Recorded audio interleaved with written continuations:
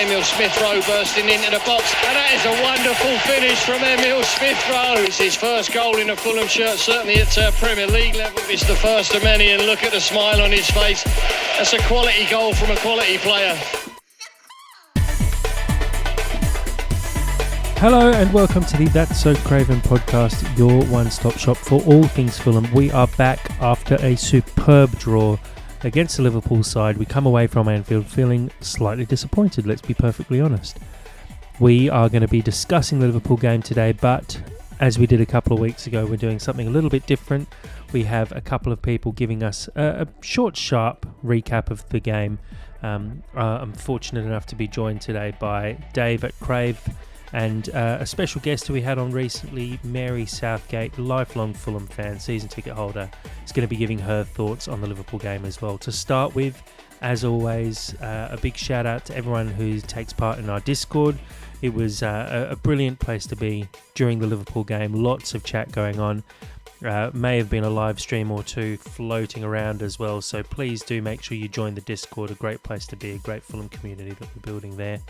A huge thanks as well to everyone who continues to follow us on all social media platforms. We've seen a bit of a downturn on our Twitter recently after we joined Blue Sky, so if you've headed across to Blue Sky already, please do make sure you follow that. So Craven, you'll find us at cravenpod.com, and continue to follow us on Twitter or YouTube, Facebook, Instagram, TikTok, anywhere you find us. You can find all the links in our bio as always. Look, let's get down to the game itself. It was an exciting game of football, let's be perfectly honest. We weren't expecting to come away from Anfield with anything. We've had a really rough run recently, and I've mentioned it a few times in our chat, and I've seen a lot of other people mention it online. You look at the run of recent fixtures, having to play Arsenal, Liverpool, Spurs, Brighton. There are times when that would have been 0 points for Fulham. As it is, we walk away from those fixtures with 6 points, completely unbeaten, a win and 3 draws. Liverpool, are probably one of the best teams in Europe at the moment in terms of performances. And I know they were down to 10 men, but we actually matched them for the majority of the game. And we've played really well recently, despite some things going against us. Look at the back line, Diop and Cuenca starting. That is not the way we'd want to be starting an important game like a game against Liverpool. Reece Nelson out injured, Smith-Rowe benched. It's not like everything's going our way, but we're still managing to get results, and that's a really, really good place to be in for Fulham at the moment. And look, it was a brilliant game of football. Obviously, a great opening with Andreas Pereira scoring his goal early on. The red card definitely helps, let's be honest. And before anyone argues otherwise, it was 100% a red card. I don't understand how so many pundits and so many people on social media are saying that it shouldn't have been a red. He clearly takes him down.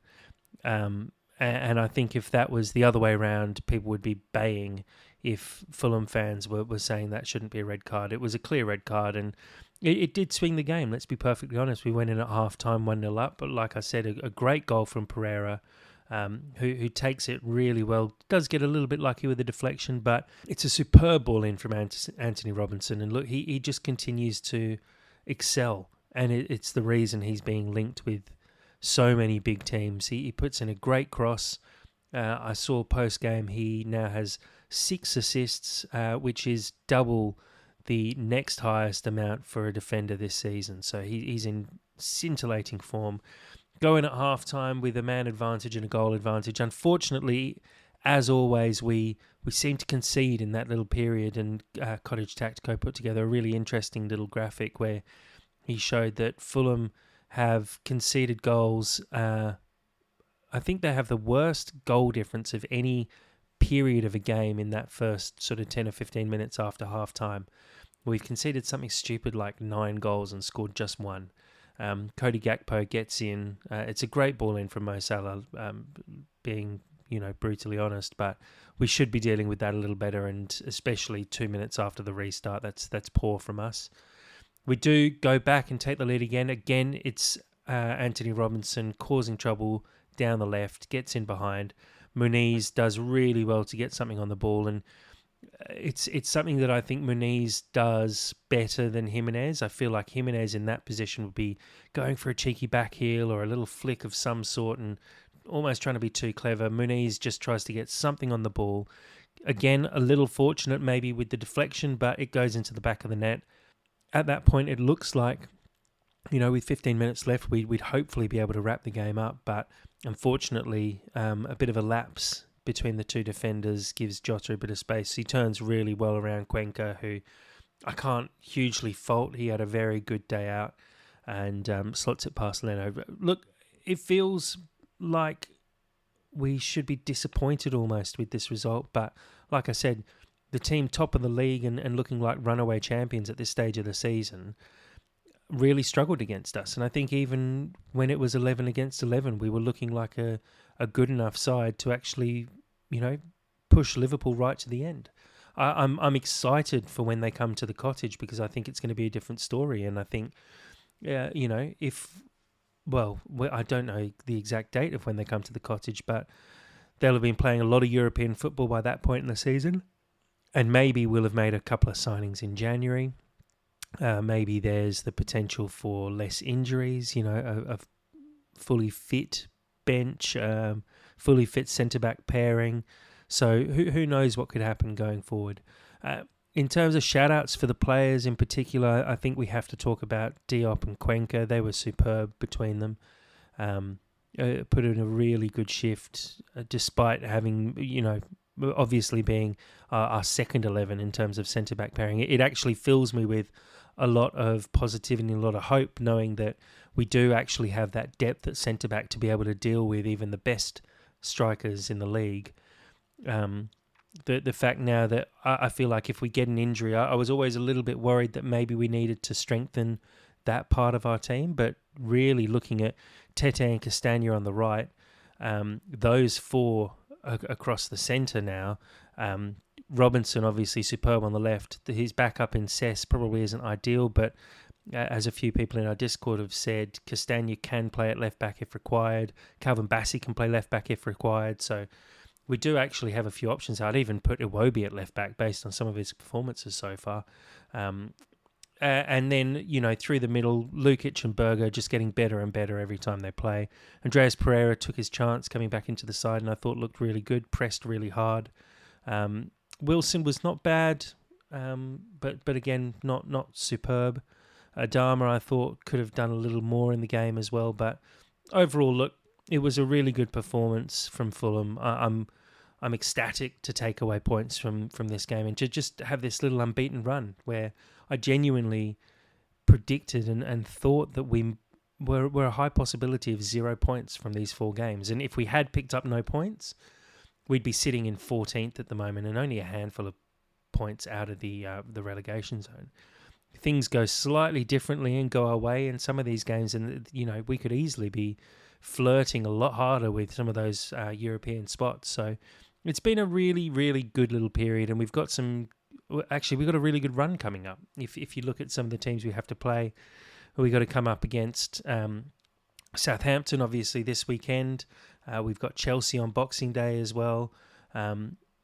This is looking like a really, really good opportunity to actually take it to Chelsea. We're in good form at the moment. I know they're obviously also in very good form, but the way we're playing, I feel like this could be a chance to take points. And then after Chelsea, we've got, a bit of congestion, obviously, with the Christmas period, but Bournemouth, then Ipswich, both of those games at home, West Ham away and Leicester away, before we visit Man United, before Man United come to the Cottage, towards the end of January. It's a really, really tasty run of games where, despite, having to play Chelsea in great form, Bournemouth obviously doing well at the moment, there's a potential to take a lot of points from this run. So ensuring that we're actually going into this run of good fixtures in good form is really, really important. And I'm glad we've been able to do that. And Marco has pulled results. Saying he's pulled results out of his arse is probably unfair because I think he's prepared really well. He's got the team playing the way he wants to. He's dealt with the injuries we've had, the suspensions we've had really well, and we've come through a rough patch, sitting in the top half of the table and within touching distance of Europe. So hats off to Marco, and geez, what a wonderful Christmas present this has been for us. So, look, I'm really looking forward to the Southampton game this weekend. We'll try and preview it during the week, but until then, I'm going to hand over to our two guests, Dave and Mary. I won't sign off at the end of the podcast. Well, no, actually, I definitely will, because I have to sign off as always. So, look, please do, continue to interact with us on socials. We really appreciate it. But I'll hand across to our two guests, and hope you enjoy their points of view. And we'll be hearing from you very soon.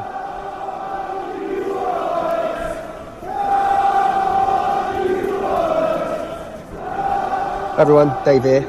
Jack's asked us all to do a little 5-minute show. So as I was on the dog walk, I thought, well, it'd be rude not to stop in the pub, grab myself a beer and, get into it. Reflect on yesterday's point at Anfield, or 2 points dropped at Anfield.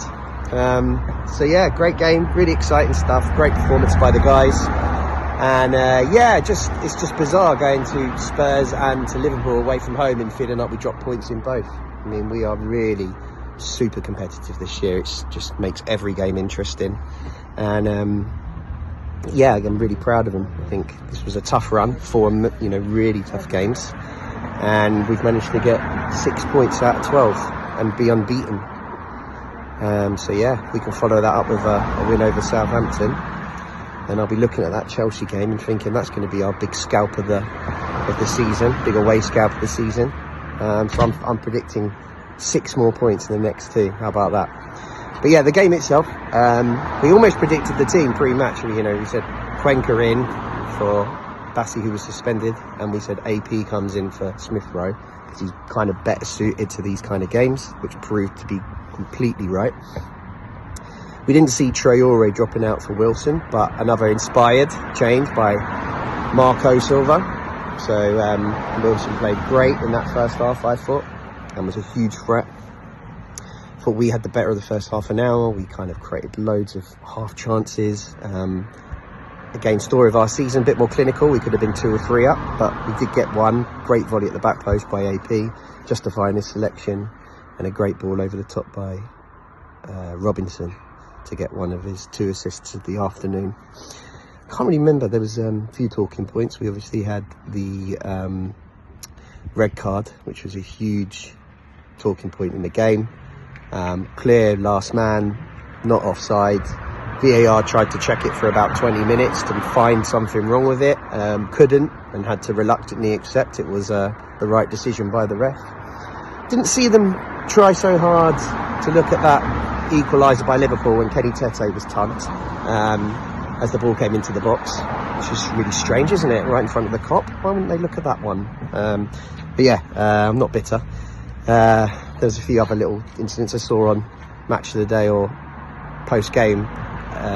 Commentators asking Mark Silva if Pereira was lucky, which I didn't even cross my mind when he got the yellow card for that tackle. It was just a yellow card tackle, but I suppose we are at Anfield and people don't like the underdogs doing well. So first half, I thought really good performance, could have been more, although Liverpool did react quite well to the sending off. Second half, you just knew they were going to score, because we always concede after half time. I think we've been ahead in so many games this year, all but 3, I think. And we just seem to always just have that moment after half time we don't come out the blocks. That proved to be the case. Ball into the box, Kene tugged, and Gakpo with the header, 1-1. And then you're thinking, okay, this is going to be a tough half now against 10 men. But we were still kind of threat on the break, even though Liverpool were kind of, pushing on and real back to the wall stuff, down to 10 men, trying to get the result. Fair play to them. They pushed us back, but we still looked a big threat on the break. We were creating the odd chance. And then we eventually scored with another Robinson assist. Just done so well to just get up and down that left all day. He's an unbelievable athlete, as we know. 100% the best left back in the league this season. And gets another great assist for Mr. Muniz, who loved scoring. You could just see how happy he was at getting what we could have been the winner. But at 76 minutes in Anfield, you just kind of still think, there's going to be more twists and turns, and there was. Great goal by Jota not long after. Good little dummy to wrong foot Cuenca, who up to then had a brilliant game, but did get stepped for the goal. So 2-2, and and then the late chance for Traore, which I really thought was a good opportunity, and we could have nicked all 3 points and would have been good value for it too, I think. But yeah, look, 6 points from those 4 fixtures, unbeaten. We've got to make it count, as I said, next week. So, starting with Southampton and then following it up with a back-to-back win at Stamford Bridge, and that'll be a great end to the calendar year.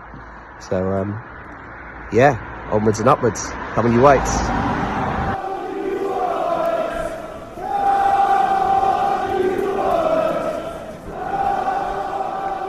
Hiya. So my thoughts on the Liverpool game.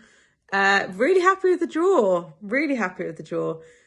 Before the game, I actually said we'd lose 3-1. And so really sorry, Fulham, because that was a little bit negative. But I actually think it was realistic as well. Before the game, I thought we're missing Bassey, we are missing Anderson, and it's Liverpool, top of the league at Anfield. But yeah, we got the point, 2-2, very, very happy. I mean, having looked at how the game played out, it's obviously a shame that we didn't manage to hold on to our 2 leads when we were winning, 1-0 and 2-1. But again, like I say, we were probably not expecting to get a point. And we've gone and done it. So really happy with that. Really good start. Or really good point, sorry. Especially after like the Wolves game. We obviously lost that. We've just gone strength to strength, I feel like, on the results. Were we expecting to get draws against Spurs, Arsenal, Liverpool, and the win against Brighton? Probably not. I think we probably weren't expecting all those points. So yeah, really happy with that. Really happy with the 2-2. I think attacking wise, we're looking good. We're brave to go forwards. We are strong down that left side at the moment. Anthony Robinson, love him. He's my favourite player. Has been for a while now, actually. I just think he's fast. He's brave. The goals, obviously, he's got both assists. I think he's done really well there. And I do think we commit players forward, and I think we did that against Liverpool as well at times. We were really good in transition, and we were brave to commit bodies forwards. Like, we're playing top of the league, but we're still happy to go and attack, be fast, and it's obviously paid off because we've gone and got 2 goals. I think their goals were avoidable. I mean, a lot of goals are avoidable, but it's a shame, again, both their goals probably were avoidable. Well, they were avoidable, but then they had a few other chances they could have scored. So it's frustrating, but we got the point. So again, happy with that. But yeah, I think Anthony Robinson, brilliant. I think he's got a fair few assists this season, 6 assists. So he's doing well. But him and Iwobi are strong on that left side. I suppose that's why he puts both of them there. It worked well. You've got Harry Wilson causing chaos. I think he's causing problems for the opposition, which is good. Nice that he's got the start. Muniz came on, did well as a sub. Another good substitution decision for Marco Silva. He's doing quite well with them, making big impacts really with his subs, isn't it? Because he's gone and got Munez's goal, a few others. Harry Wilson, obviously, we love that Brentford game. that was a very good super sub moment. But yeah, happy for Muniz to get a goal. Really happy. Good move. Again, Robinson bombing down that wing to get there. No fear. Just went for it. And Muniz, fair play. Finished it. Pereira's finish as well. Really good, wasn't it? Stretching for the ball, but he did it. But yeah, happy. Really happy with the result. We're looking strong. Strong in the wings. We like to attack down the wings. Any other thoughts from the game? No, I think Diop did well. Again, like I said a moment ago, missing Bassey and missing Anderson. is a worry, or was a worry, but Diop did well. Cuenca did well, coming in as well, so that was good. We had a strong midfield, they were quite solid. Any other thoughts? We just need to go into this Southampton game now and keep the momentum. We can't let it drop. We need to not have a repeat of the Wolves game, and we need to keep the tempo that we've had with these bigger teams. We're a big team, but yeah, let's hope we can go into the Southampton game and Marco Silva can keep being the genius that he is, and we can go and get 3 points against them. A big thank you to everyone for listening into the podcast. We really appreciate all the support as always. It's a bit of a shorter one today. It's a shame we weren't able to line everyone up to be able to get on to a live podcast and record this one and chuck it up on YouTube. But, you know, as we've said before, life does get in the way a little bit, and we do this because we love it. It's not our jobs. Sitting here at 10:30 at night editing a podcast and recording little segments for something and sending out WhatsApp messages to people who are sick and who are on holiday and trying to get their views on the game. So, look, we do the best we can. We really appreciate all the support as always. And thank you to everyone who continues to interact with us, continues to support the podcast. We do really, really appreciate it. And we, like I said, we do it because we love it. So we hope to be able to be continuing to do this for as long as possible. Thank you again, everyone. And as always, come on, you Whites.